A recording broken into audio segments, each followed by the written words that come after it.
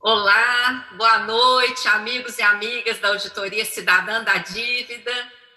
Estamos aqui, terça-feira, dia Olá, boa 22 de noite, amigos e setembro, amigas da Auditoria Cidadã da atividade Dívida. do Núcleo Alagoas.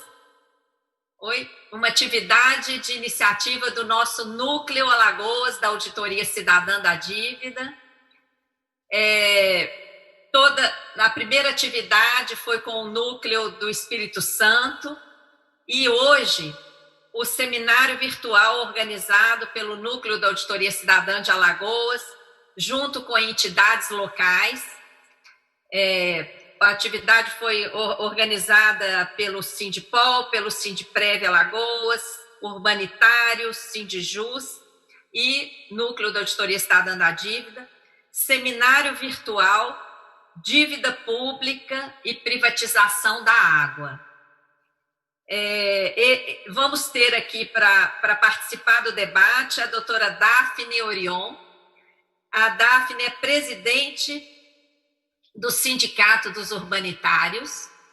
Está aí, né, Daphne, na linha de frente aí, submetida aí a essa onda de privatizações, privatização da água. E o professor José Menezes, que é professor da Universidade Federal de Alagoas e coordenador do Núcleo da Auditoria Cidadã da Dívida no estado de Alagoas, tem feito um importantíssimo trabalho envolvendo os alunos em pesquisas. Gratidão enorme, professor Menezes, por tudo que você tem realizado aí no estado, né?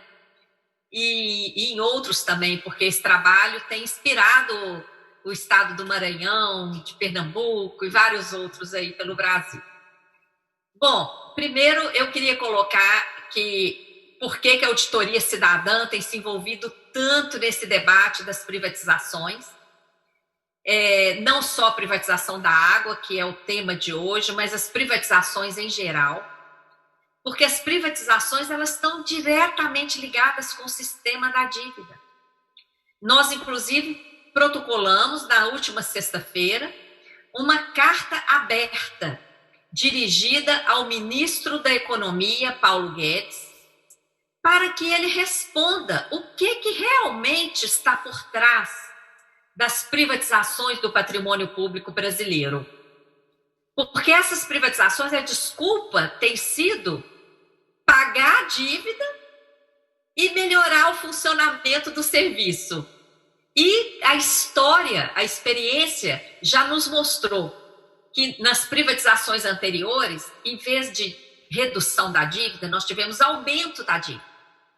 Porque as privatizações são feitas por preços irrisórios, o passivo das empresas privatizadas é transformado em dívida pública e o serviço piora, encarece, não só aqui no Brasil, mas em outras partes do mundo. A onda agora, em outros países, tem sido a estatização do serviço de saneamento e de distribuição de água que foi privatizado no passado, né? E o Brasil está na contramão disso. Nossos expositores vão desenvolver esse tema, mas eu queria, nessa abertura, marcar essa relação entre o sistema da dívida e as privatizações e pedir às pessoas para compartilhar essa carta aberta que foi feita. Inclusive, foi uma carta muito rica, porque para falar da privatização da Petrobras, foram os trabalhadores da Petrobras que construíram. Da Eletrobras, os trabalhadores da Eletrobras que construíram. E do Serpro, Dataprev, Correios, etc. Cada trecho da carta foi construído pelos próprios trabalhadores das empresas submetidas a essa privatização insana que está sendo tocada aí, principalmente pelo ministro Paulo Guedes, né? Ele é que tem sido o carro-chefe aí dessas privatizações em âmbito federal. E hoje nós vamos, então, tratar da privatização da água aí no estado de Alagoas. Vou passar a palavra inicialmente para a Daphne Orion, que poderá fazer a sua exposição inicial. Eu convido as pessoas que estão nos assistindo para dar aí o seu like, o seu gostei, porque a Auditoria Cidadã não monetiza o canal, para que depois os vídeos não fiquem lotados de propagandas.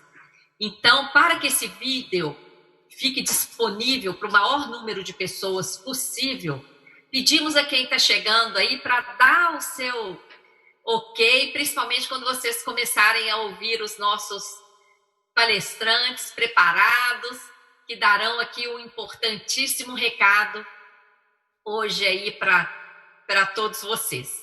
Ok? Então, Daphne, com a palavra, um prazer tê-la aqui, gratidão enorme por vir contribuir com esse debate aqui no canal da Auditoria Cidadã da Dívida. Obrigada, professora Maria Lúcia. A gratidão é toda nossa, da família urbanitária, não só em Alagoas, mas também represento aqui a Federação Regional dos Urbanitários do Nordeste, a FRUNE. Já passo aqui para vocês o agradecimento da federação, a você, professora, ao professor Menezes, por esse importante trabalho que vocês vêm desenvolvendo juntos, né? Professora Maria Lúcia, esse canal tem sido um canal importantíssimo para todo mundo. Com certeza, fica aí um registro histórico de informação que muita gente vai utilizar futuramente, né? Como fonte de informação, de pesquisa e principalmente para construir narrativas importantes para o que está em curso no nosso país. Fortalecendo um discurso importante, como a professora bem colocou agora no início, é o que está por trás da entrega do patrimônio público no país. O que realmente, de fato, querem aqueles que entregam. A palavra é essa mesmo que a professora usou, é entrega. E aí eu já entro um pouco no que está acontecendo aqui, infelizmente, na nossa realidade do estado de Alagoas, que comprova que o termo é esse, entrega. A Casal arrecadou, lucrou no último ano 50 milhões, em média 50 milhões, e vai ser leiloada no dia 30 por 14 milhões. Veja, não é nem o que ela conseguiu lucrar em um ano. Né? Então, a Casal, nos últimos 4 anos, depois de décadas de várias ingerências políticas, e aí já começa a dar uma ficha, eu não vou adentrar nisso porque o professor Menezes, com certeza, tem muito mais expertise do que eu para falar, mas começa a dar a ficha do que está por trás dessa privatização. Uma sequência de décadas de ingerência política que utilizou a empresa, né, de forma irresponsável, porque o grande X da questão é gestão pública versus gestão privada. Nós temos gestões excelentes, tanto no âmbito do público quanto do privado. Basta que realmente se dedique a fazer a gestão. O que acontece no público é que, infelizmente, por essas ingerências políticas, a gestão pública fica privatizada. Mas o mal não é ser público. E aí o debate que nós fazemos é a importância de um bem como a água, né, que deve ser público, porque ele tem que ser comum a todos, passar por um processo desse de privatização. E de que forma? O que é que vai acontecer no dia 30 aqui no estado de Alagoas? Parte dos serviços da Casal serão privatizados. Que serviços são esses? A parte do comercial e toda a parte de esgotamento sanitário apenas da região metropolitana. E aí é o que chama a atenção. O privado não constrói nada. Você não vê o privado ganhar um leilão para construir uma estação elevatória de esgoto, para construir uma adutora de água. O privado pega já o que está pronto, que foi feito pelo público, para administrar, para gerar lucro, fazer com que aquilo dê lucro. Então, a região metropolitana daqui do estado é a região que nós temos quase que 100% de distribuição de água encanada. É a região que a gente, às duras penas, com todas as ingerências políticas na companhia estadual, conseguimos já alcançar quase 50% de esgotamento sanitário. E tínhamos a perspectiva de, se ela continuasse pública, né, em um prazo aí de mais 4 anos para frente, chegarmos a 70%, se continuasse com a administração comprometida com o saneamento no estado. Mas, infelizmente, não foi isso que aconteceu. Esse processo se iniciou com o Temer, quando assumiu a presidência do Brasil e colocou a chamada sala PPI, que é aquele programa de parcerias e investimentos, encaminhou para os governadores dos estados do Nordeste uma carta perguntando quem queria colocar a sua companhia estadual à disposição desse programa de parceria e investimento, que nada mais é do que privatização, o nome mais bonitinho para privatização. E o governo do estado de Alagoas, na época, respondeu por meio de ofício o presidente, então, Michel Temer, dizendo que estava colocando a Casal à disposição para aderir a esse plano de parceria e investimento. Começou-se ali todo um processo que está todo registrado no site do BNDES, né, onde o BNDES assumiu essa tarefa de encontrar a forma mais adequada de privatizar a companhia estadual aqui do estado. E a forma que eles encontraram foi dividir o estado em regiões. Dividir o estado em regiões, fatiar o estado e assim privatizando por partes. Então, a primeira parte que está indo agora é a região metropolitana e depois o secretário aqui da Fazenda já colocou em entrevista que a intenção é ter mais um segundo e terceiro lote. Mas o mais preocupante para a gente nesse momento é que esse contrato é de 35 anos, a parte mais lucrativa do sistema, e o que fica não é atrativo para o privado. Então, faz até, professora e professor e todos que estão ouvindo, nos acompanhando aí no canal, com que a gente pense, era melhor ter privatizado tudo de uma vez. Porque o que é que a gente poderá ter? Um aprofundamento, infelizmente, da desigualdade, né? Negar o acesso para as comunidades mais carentes e as comunidades rurais. Eu estou aqui agora exatamente no sertão do estado, a gente está viajando todo o estado, eu estou aqui na região do sertão, que é a região mais preocupada, porque o sistema do sertão, ele precisa dessa parte mais lucrativa para sustentar. É muito mais barato levar água para regiões metropolitanas do que para regiões mais distantes das áreas urbanas. Então, o custo de levar água nessas áreas é muito alto, ele não se paga. Então, por mais que você tenha uma gestão comprometida, nunca vai dar lucro. É um negócio que, como ele tem uma importância social enorme, afinal a gente está falando de água, é vida, é saúde, ele não foi feito para dar lucro, ele foi feito para atender a população.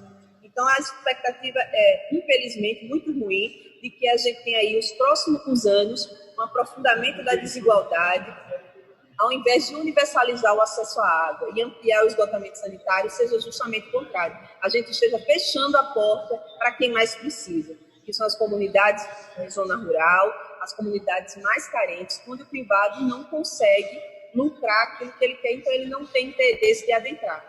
E aí isso fica muito claro no projeto, professor, todo mundo que está acompanhando a gente. O projeto claramente diz hoje, esse que está em curso, que vai a leilão no dia 30, que o privado não se responsabiliza pelas comunidades com menos de 1.000 habitantes. Então, a coisa é nesse nível, né, que se faz. Então, está lá escrito e a gente fica se perguntando, quem então vai se responsabilizar? As prefeituras? É o governo? Esse governo está comprometido, vai colocar dinheiro suficiente para manter o sistema operando? E se não mantiver? E o próximo governo que vem? O contrato é de 35 anos. Então, essa é a nossa grande dificuldade hoje, que é esse debate que a gente está fazendo. E o que a gente precisa acompanhar é que, além disso, a regulação desse sistema privado. Quem vai fazer essa regulação do contrato, da Casal com o sistema privado, é a ASAL, uma agência que não estava preparada. Né? Quem conhece aqui no Estado, a agência reguladora dos serviços, e que não tem a expertise, não tem profissionais, está ainda se equipando nesse sentido. Então, provavelmente, nós vamos ter aí algum tempo sem qualquer regulação de fato desse contrato. Então, o privado vai, como sempre, estar aí com as portas abertas, fazendo aquilo que ele melhor sabe fazer, que é lucrar, apenas lucrar, e, de fato, comprometido com o serviço, infelizmente, vai deixar a desejar. Então, esse debate que a gente está fazendo agora no estado de Alagoas é um momento muito difícil para a gente. Conseguimos aí, desde o governo Temer até agora, vencer as tentativas, mas, infelizmente, vai chegando esse momento, né, professora, que a gente vai se sentindo até impotente diante do que está aí acontecendo. Eu acho que é um pouco disso, para não me alongar muito. O professor Menezes foi assertivo, né, no tempo, na questão do tempo, e eu continuo aqui à disposição para a gente debater melhor. Muito grata, Daphne, super importante as suas colocações. Eu queria ressaltar aqui, porque algumas pessoas podem estar entrando agora, os pontos mais relevantes que eu anotei aqui da fala da Daphne. A ingerência política incompetente, não é, que atrapalha o funcionamento do patrimônio público. A gerência do patrimônio público tem que ser uma gerência aberta à participação social, ao controle social, para garantir, não é, justamente a efetividade, o bom funcionamento do que é público. Em vez de privatizar, o que nós teríamos que fazer é melhorar a gerência dos serviços públicos. Em vez do BNDES estar despendendo recursos de todo tipo para viabilizar esse fatiamento e entrega do patrimônio, o BNDES deveria estar colocando recursos para melhorar o patrimônio público. Essa questão de privatizar por uma parcela do lucro tem sido modelo. Por isso que a gente fala das privatizações insanas. Esse ponto está mencionado na carta aberta que eu falei na abertura e que eu peço a quem está entrando agora que acesse a página da Auditoria Cidadã, está lá em destaque a carta aberta endereçada ao Paulo Guedes. Isso tem que ser questionado. E eu gostaria de deixar aqui no ar, Daphne, para você ir pensando, se aí no Estado não caberia uma iniciativa semelhante, questionando o Ministério Público, questionando o Tribunal de Contas, questionando todos os órgãos de controle em relação a isso, porque está havendo um flagrante dano ao erário público de Alagoas, não é? Então, vai pensando aí sobre isso para a gente debater depois, enquanto vamos ouvir o querido professor José Menezes com a sua exposição e depois a gente abre o debate. Quem está aí acompanhando, não se esqueça, dê o like, gostei, podem enviar perguntas no chat, porque o nosso colaborador, o Vitor, está selecionando as perguntas para colocar aqui para nós. Quero agradecer também o apoio técnico aí do Matheus, da UCA, que está nos assessorando, e a live está transcorrendo muito bem, excelente a sua exposição, Daphne. Agora vamos ouvir o professor Menezes.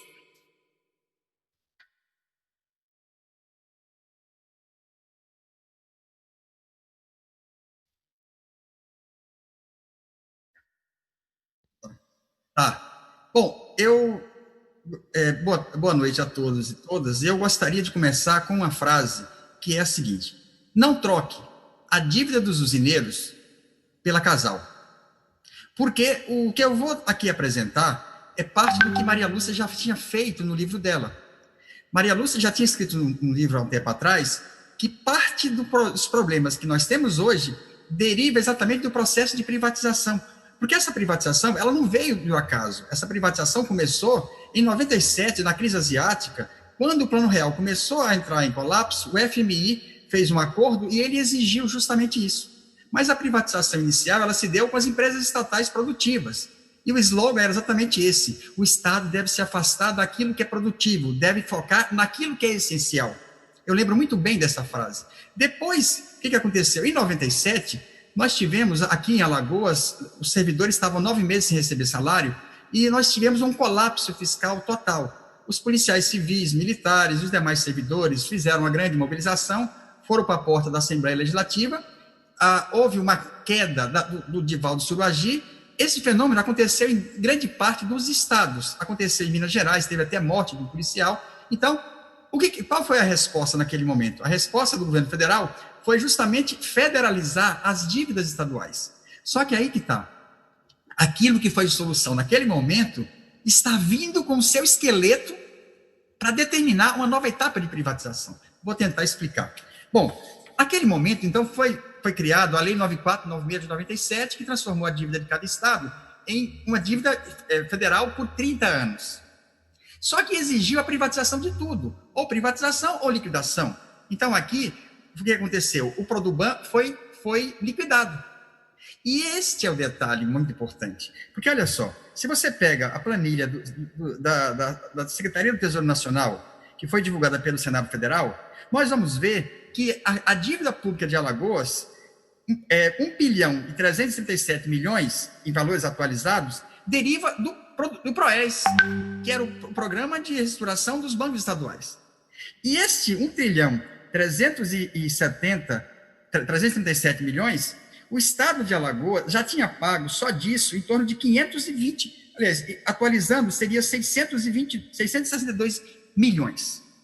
Então, olha só, a dívida do Produban é a dívida que determina grande parte da dívida de Alagoas. Mas aí é que está. Quando nós vamos ver, em 2016, quando novamente se alegou calamidade fiscal e se buscou uma nova renegociação, que foi a lei complementar 156. Lá nessa lei estava colocado, mais uma vez, que poderia renegociar a dívida, desde que as estatais fossem privatizadas. E aí que entra o que a Daphne colocou, porque o BNDES, ele entra exatamente dentro dessa exigência da renegociação. Agora, só que tem um detalhe. Existe a súmula 121, que estabelecia que não se deve cobrar juros sobre juros entre entes estatais, também chamado de anatocismo. O Estado de Alagoas e vários deles tinham ganho liminar em cima dessa súmula. O que eles fizeram? Eles renunciaram à reivindicação dela e partiram para a livre renegociação. E o que aconteceu? Essa dívida anterior, para ser rolada, aí o que eles vão exigir? Eu quero a privatização de tudo, porque não foi só ela. Vamos só lembrar que a empresa de energia, a CEAL, foi privatizada e foi vendida por 50 mil reais. 50 mil reais. Curiosamente, a Cepisa, no Piauí, também foi vendida por 50 mil reais. Olha, é uma coisa que eu procuro entender por quê. Duas empresas de energia que atendem 2 estados foram vendidas por 50 mil reais. Agora, em abril, o Jornal Gazeta divulgou a CEAL, agora Equatorial, recebeu 510 milhões do BNDES. A Cepisa, do Piauí, recebeu 620 milhões.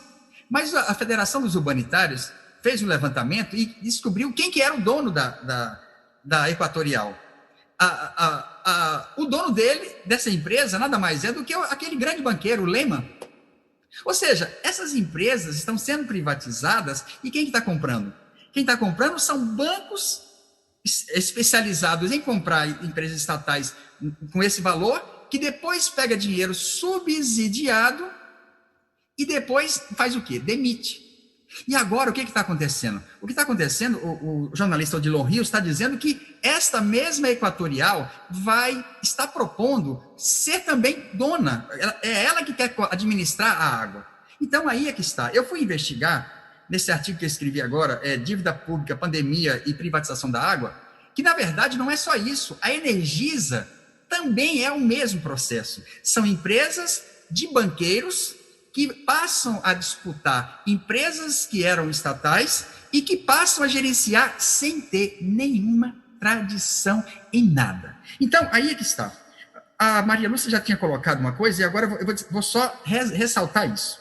Olha só, o BNDES alega que que terá 80% de recurso para esta privatização.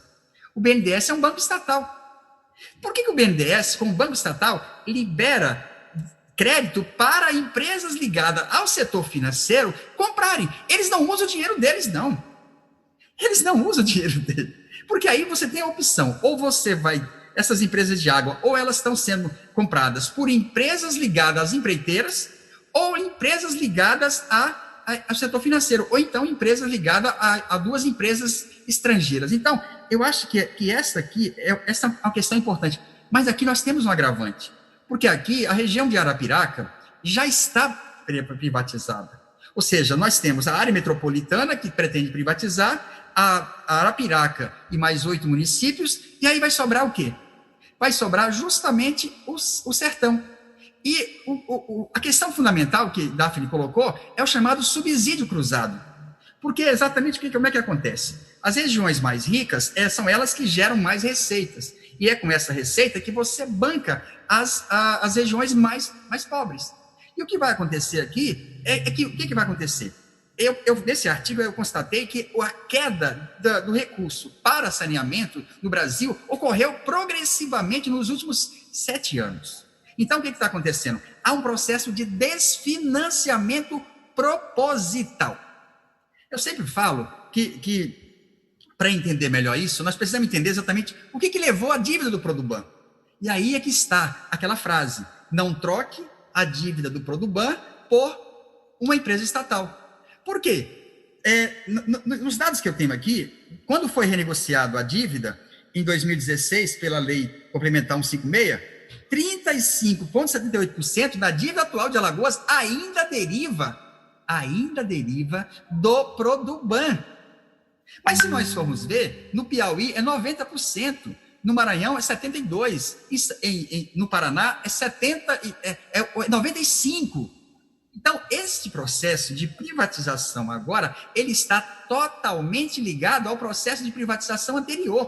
Porque, como Maria Lúcia já falou, é exatamente isso. A parte boa, eles pegam para eles, e o que é chamado passivo, eles repassam para o Estado. Eu acabei de participar de um seminário também lá em Mato Grosso. A Sanemate, até hoje, ainda paga. A Sanemate é a antiga empresa que foi privatizada. Pois bem, 22 milhões deste ano que o Estado pagou é de dívida da Sanemate. Então, o que está acontecendo? As empresas que foram privatizadas, elas foram simplesmente assim. O Estado assume o seu passivo, transforma em dívida, e para pagar essa dívida, o que você faz?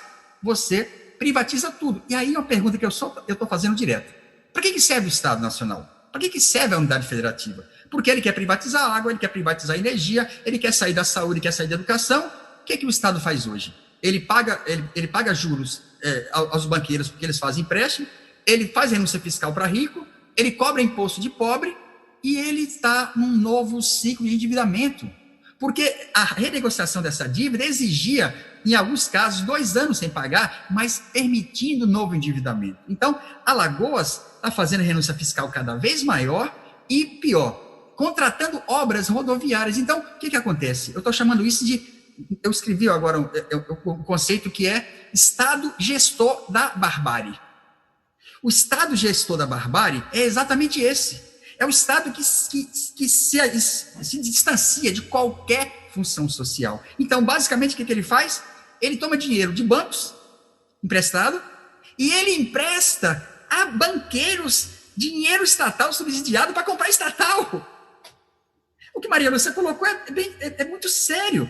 Se o Estado tem dinheiro para financiar um banco privado com nome de fantasia, que compra uma empresa para administrar a empresa estatal, por que ele não tem dinheiro para sanear? Porque essa é a questão. Por que ele não tem dinheiro para sanear? Então, eu acho que o que nós estamos vivendo nesse momento é justamente esse processo. E o que eu estou imaginando? Nós temos aqui, num momento de pandemia, a coisa mais grave que eu acho é que no momento de pandemia, em que o governo está comprando títulos, veja bem, Maria Lúcia sempre denuncia, o governo criou lei para comprar títulos podres dos bancos. Vamos parar aqui agora. Os bancos já vendem previdência privada, já vendem saúde privada, já libera crédito com taxa de juros altíssima. Ele agora está, de forma disfarçada, montando empresas para comprar empresas estatais com dinheiro público. Então, nós estamos vivendo exatamente isso que eu estou chamando de Estado gestor do rentista. Eles estão inteiramente submetidos ao sistema da dívida, porque são esses que têm a bancada mais poderosa desse Congresso, se chama bancada B, e eu coloco o 4B, bancada da Bíblia, do boi, da bala e dos bancos. Esses 4Bs é que estão votando todas as reformas. E aí, eu queria colocar uma coisa muito importante. Os verdadeiros responsáveis pela quebra dos bancos estão desaparecendo. É o crime perfeito. Porque aqui, quando teve a CPI do Produban, foi revelado quem eram os responsáveis. E eu vou dizer, possivelmente, grande parte daqueles que estão votando nas reformas que acabam com os nossos direitos são herdeiros ou pertencentes às famílias que passaram pelo processo de endividamento. Porque esse endividamento começou com a dívida externa. Porque o que era isso? Uma tentativa de legitimar governo sem ser eleito, prefeito sem ser eleito. Essas famílias, elas utilizaram os empréstimos externos para tentar se legitimar a si e aos demais. E o que nós vemos, na verdade, é que esses grupos se reproduzem politicamente. Agora, em Cuiabá, o prefeito de Cuiabá já está lançando o filho dele para disputar a Varza Grande. Ou seja, essas famílias que apoiaram a ditadura militar se especializaram em disputar o poder político, e aí tem o dilema do super-homem, do Clark Kent super-homem e a Lois Lane. Eu sempre falo, como é que a Lois Lane nunca percebeu que super-homem e Clark Kent têm a mesma cara?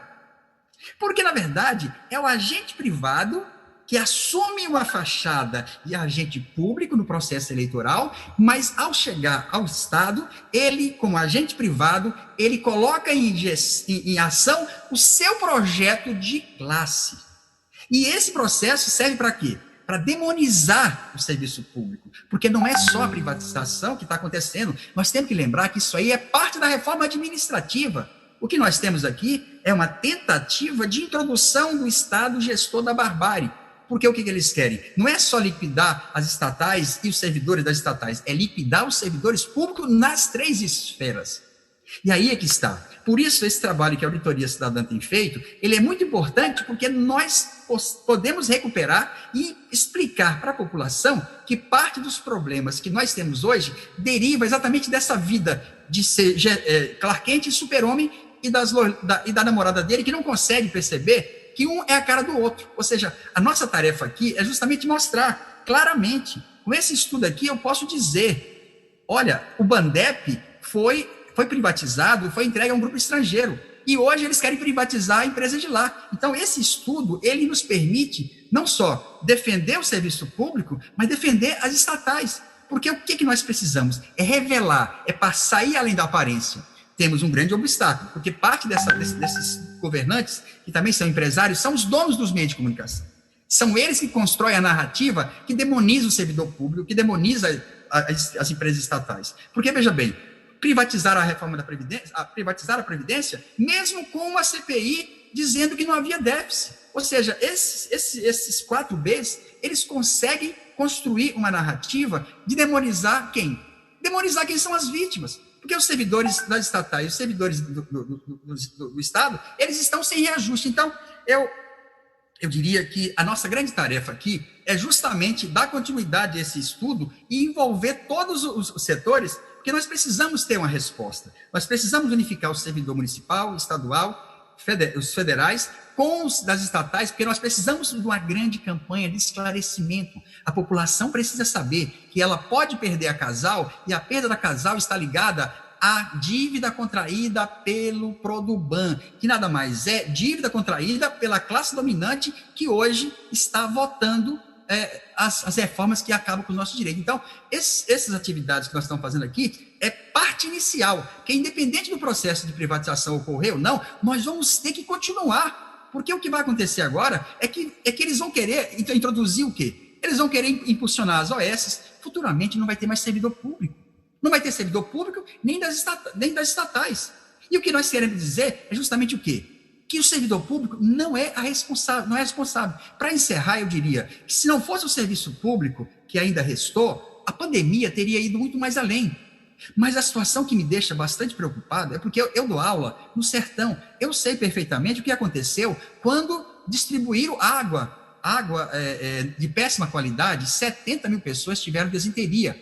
E mais ainda, para finalizar mesmo, a água é parte dos nossos problemas, como ela pode ser parte da solução.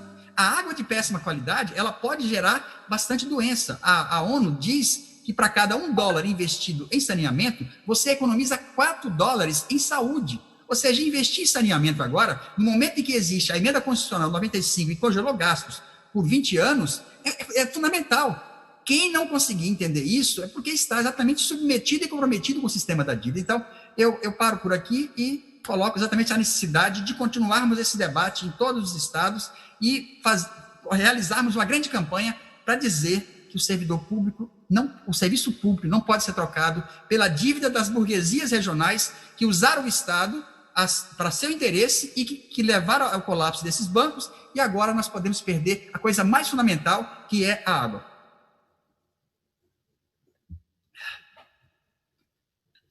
Brindou aí com a água, seu discurso maravilhoso, né, Menezes? Muito grata. Eu queria ressaltar, Menezes, na sua fala, né? Estamos em plena pandemia. E durante a pandemia, não tem um elemento mais importante do que a água. Porque se não houver higiene e tudo mais, a água se tornou ainda mais vital, não é? Sem água não existe vida em momento nenhum. No momento de pandemia, ela se torna mais relevante ainda para a preservação da vida, né?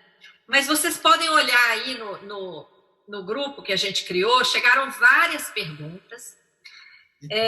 Enquanto eu faço aqui uma última provocação para o debate, para vocês que estão aí no estado de Alagoas, o público que nos acompanha também aí no estado de Alagoas, vamos pressionar os órgãos de controle, vamos pressionar Ministério Público Local, vamos pressionar Tribunal de Contas Local, porque não é possível. Olha esses dados impressionantes que o professor Menezes nos trouxe, né? Estão privatizando o trecho que dá lucro e o Estado vai ficar com a outra parte do serviço que dá prejuízo, não é? Prejudicando o usuário.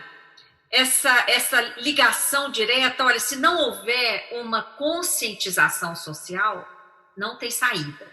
E essa conscientização social tem que ser atuante, tem que cobrar providência dos órgãos de controle, tem que cobrar esclarecimentos do poder público, não é? Como é que pode leiloar por 14 milhões uma empresa que ano passado deu 50 milhões de lucro? Não é? Isso é flagrante dano ao erário, e isso é crime contra as finanças públicas. Então, eu faço aqui publicamente esse apelo para que as entidades que estão promovendo esse evento e as demais que estão aí participando se articulem para fazer uma cobrança contundente de esclarecimentos do poder público e de atuação dos órgãos de controle. Não é? Essa questão, concordo com o professor Menezes, está ligada à reforma administrativa.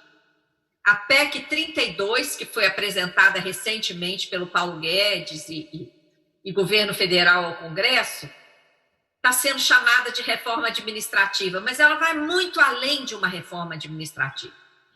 Nesse setor aí, por exemplo, das privatizações, ela viabiliza e garante as privatizações, não é?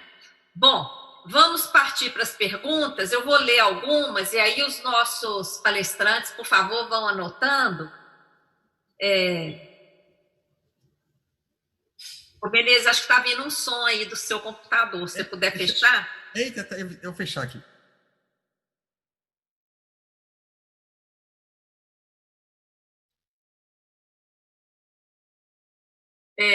Olha, eu vou ler aqui algumas perguntas e aí vocês se organizam aí para ir respondendo. O Ronaldo Granja dá parabéns a vocês pelo debate e diz que esse tema é altamente sensível para a população, mas não tem sido debatido pelo governo. Exato, né? O governo vem e joga a proposta, né? Como se não tivesse outra saída. Mas a gente já viu que tem. Marcelo Xavier, onde podemos encontrar os documentos sobre a privatização da Casal? O Mike Moran, ficou perdido na memória o fim dos lixões a céu aberto. As prefeituras lavaram as mãos, junto com o governo federal. Ele está fazendo uma denúncia. A Jaqueline Avanço coloca que o presidente do Banco do Brasil vai ser ex-presidente do HSBC, que é um banco estrangeiro. Não é um absurdo? Acho que é o contrário, né? O atual presidente foi do HSBC. Alexandre Uchoa. Numa situação de escassez de água, como seria regulado o abastecimento e o preço? Olha, essa pergunta do Alexandre é super importante para a Daphne, né, que está aí no sistema, nos esclarecer, porque o setor privado, ele visa lucro. Como é que vai ser esse tratamento, né?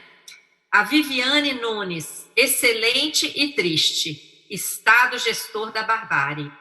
Melhor descrição da perversidade e desvirtuamento, né, do papel do Estado. Orixá Carniel. Pagar dívida fraudulenta e juro sobre juro não dá, tô fora, auditoria já. Esse aqui, ó, já assumiu a nossa bandeira. Elvira Gonçalves, os assuntos que a auditoria cidadã denuncia são tão escandalosos que parecem delírios. Como pode tudo isso sem reação alguma da população maior prejudicada? Olha, Elvira, o professor Menezes chegou a abordar em certo momento a questão dos meios de comunicação. Nós temos uma grande mídia aqui no Brasil que desinforma. Eles vão poder falar mais sobre isso. Ricardo Nazário, professor Menezes, parabéns pelo alerta a todo o povo alagoano. Uma pessoa de Ponta Grossa, vão cortar várias araucárias e inundar um território para a produção de eletricidade. Isso não seria preciso, porque Itaipu, Foz do Iguaçu, supre o suficiente para o Estado e muito além. Com certeza, né? A Roseli, Maria Lúcia, por favor, é possível identificar com o nome no vídeo cada pessoa que se apresenta? Professor Menezes, já sabemos, obrigada. Sim, está sendo identificada aqui pela UK. A Daphne Orion e professor José Menezes. Bom, até agora foram essas perguntas. Eu passo primeiro para a Daphne, porque eu sei que ela tem outra live em seguida. Você pode fazer um comentário geral, Daphne, em bloco, viu? E colocar aí as suas reflexões, não só sobre as perguntas, sobre a fala do professor Menezes também, e sobre essa ideia que eu dei de reunir, provocar os órgãos de controle e o executivo, né? Tomar satisfação. O que está por trás dessa entrega aí com forte dano ao erário, né? Quem é que está por trás disso ganhando isso aí?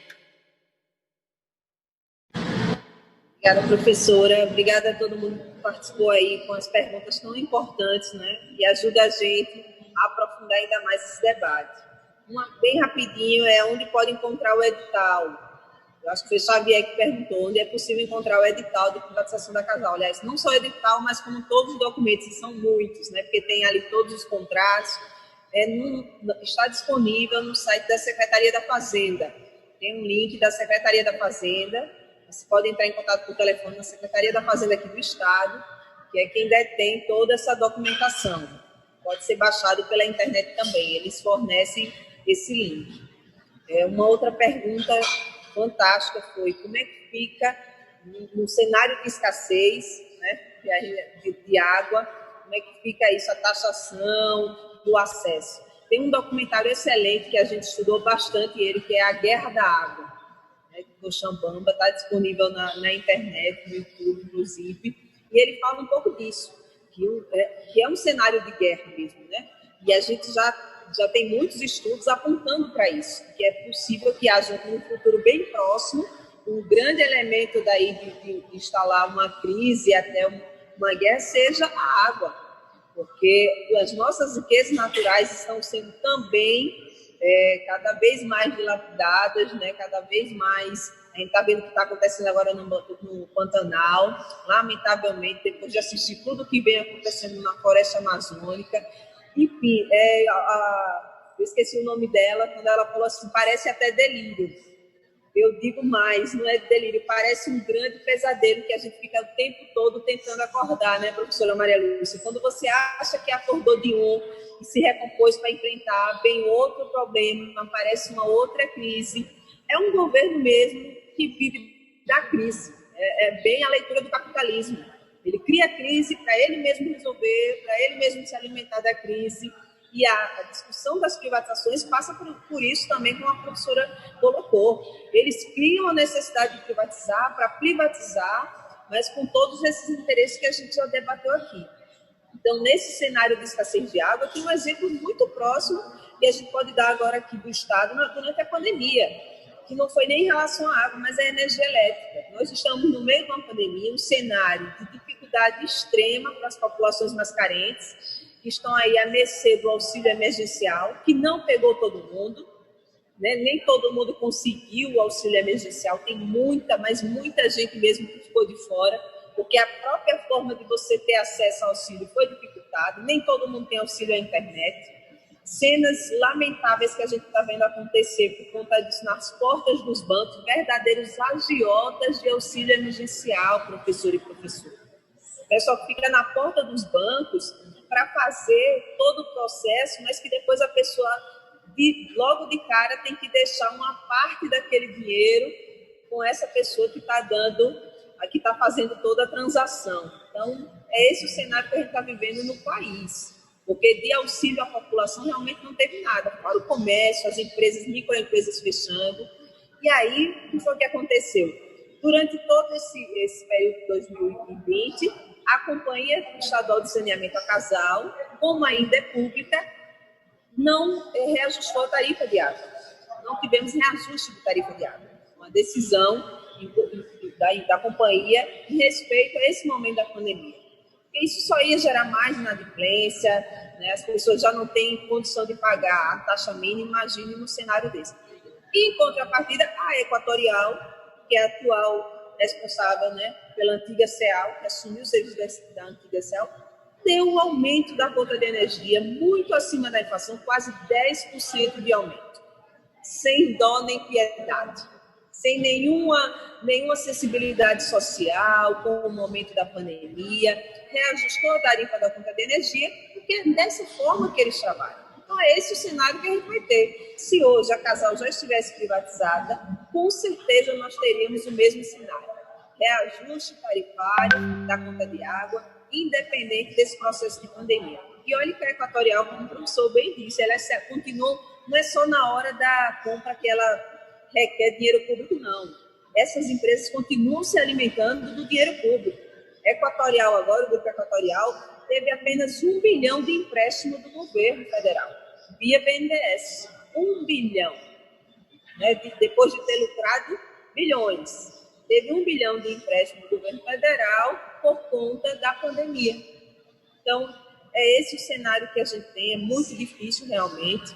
Com relação ao que a professora coloca, há 4 anos atrás, professora, quando começou a discussão desse projeto, como eu disse, no governo Temer, nós buscamos um Ministério Público, sentamos com o atual procurador, o senhor Alfredo Gaspar de Mendonça, né, e não tivemos a receptividade que gostaríamos. Convidamos para que eles participassem de um fórum, juntamente conosco, que nós criamos para fazer a defesa do saneamento público. Convidamos também o Tribunal de Contas, mas eles não compareceram, né, às reuniões para fazer o debate. Mas, como a senhora bem colocou, eu acho que ainda cabe essa manifestação mesmo, por escrito, fazendo essa cobrança, e aí nós já vamos encaminhar isso amanhã. Mas, para além disso, outras ações no campo do judiciário nós tomamos. Estamos com uma ação civil pública, transcorrendo no Estado, uma ADIM, uma ação direta de inconstitucionalidade, e 2 representações no Ministério Público do Trabalho. E 2 municípios que compõem a região metropolitana, com muito esforço nós conseguimos, que é Marechal Deodoro e Barra de Santo Antônio, as prefeituras e as câmaras de vereadores também entrassem com a ADIM, questionando a lei da região metropolitana que viabilizou todo esse processo de privatização. Então, questionamento jurídico, nós temos vários, inclusive, nós temos essa expectativa atrapalhar esse processo do dia a dia. Então, nós contamos, alguém disse aí também, por que a população não se inteira disso, né? Por que a população fica tão... E é como a professora colocou, agora nós temos aí o discurso real e concreto de que privatizou a companhia de energia e não melhorou o serviço. Então, a gente está usando isso para fazer com que a população abra os olhos e vamos seguir nessa luta e contamos com cada um de vocês. Parabéns, Daphne. E olha, faça isso, questione, envie carta, protocolize cartas junto ao Tribunal de Contas, junto ao Ministério Público, sob pena de responsabilidade deles. Eles são órgãos de controle, eles têm a obrigação de controlar. Tem também a Procuradoria do Estado. A Procuradoria da Fazenda do Estado também tem responsabilidade sobre essas contratações do Estado. Nós temos que exercer mais essa cidadania proativa, cobrando dessa estrutura de Estado que dê respostas, principalmente nesse momento de rifa do nosso patrimônio público, né? Não é à toa, gente, que a Auditoria Cidadã está lançando a campanha, não é? A campanha já está em curso há um mês, é hora de virar o jogo. E que jogo que a gente se refere quando a gente fala é hora de virar o jogo? Esse modelo econômico errado que atua no Brasil, esse modelo econômico que rifa o nosso patrimônio, que acaba com a estrutura de Estado social, que impede a fruição dos direitos humanos, que impede vida digna para o povo brasileiro. E isso é inaceitável, especialmente no Brasil, porque o Brasil é riquíssimo. O Brasil tem tudo para ter o melhor serviço público, o melhor serviço de saúde, de educação, vida digna, moradia, etc., para todos e todas. E por que não tem? Por conta dessa ingerência política e de todos esses erros, não é, desse modelo que tem que virar. Então, depois acessem as páginas da Auditoria Cidadã. Essa campanha é hora de virar o jogo, está em destaque. Convido aí, Daphne, a sua entidade dos urbanitários e todas as entidades aí de Alagoas que ainda não estão apoiando, que venham apoiar a campanha, coloquem a sua logo, porque todas essas atividades conjuntas que nós estamos fazendo vai a logo de todo mundo. Esse questionamento das privatizações ao Guedes foi uma carta assinada por dezenas de entidades que já estão apoiando a campanha. Então, nós temos que ir juntando essas forças sociais, não é?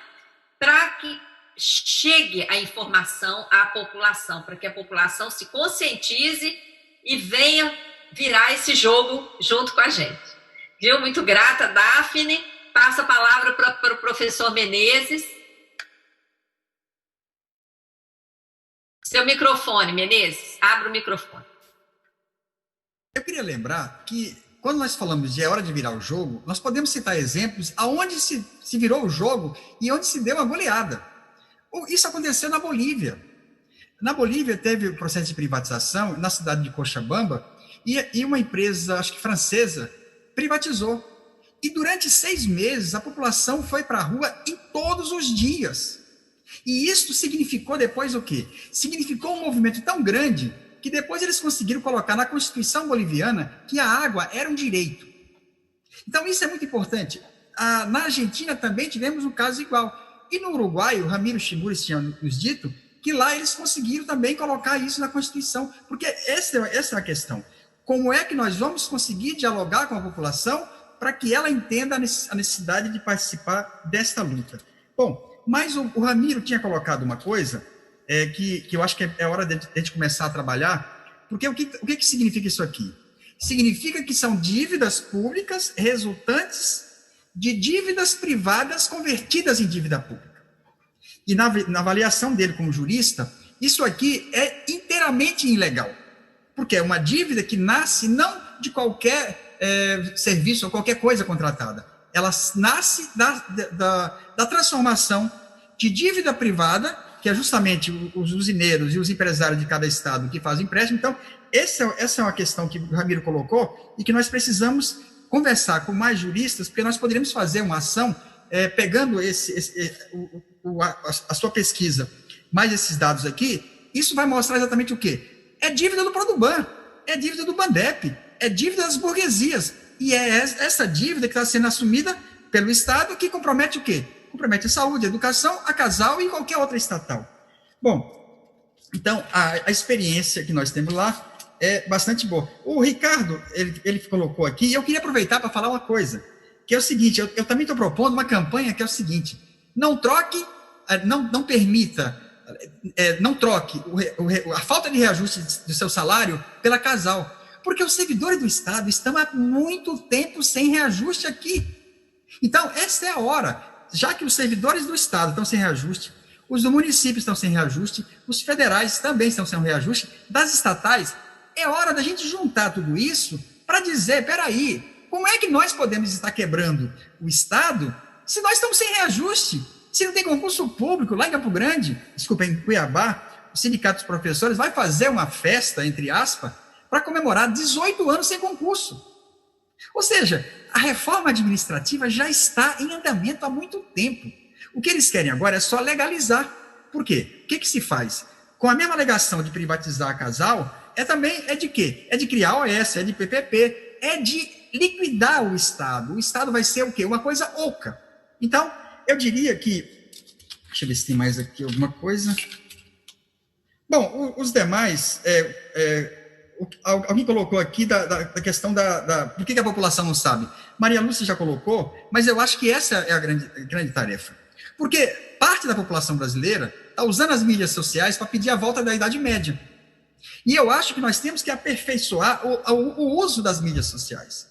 A Auditoria Cidadã dá um grande exemplo, e por falar nisso, quem estiver assistindo agora, favor se inscrever no canal da Auditoria Cidadã, tanto no YouTube quanto no Face. Porque hoje a Auditoria Cidadã já tem 50 mil inscritos e nós precisamos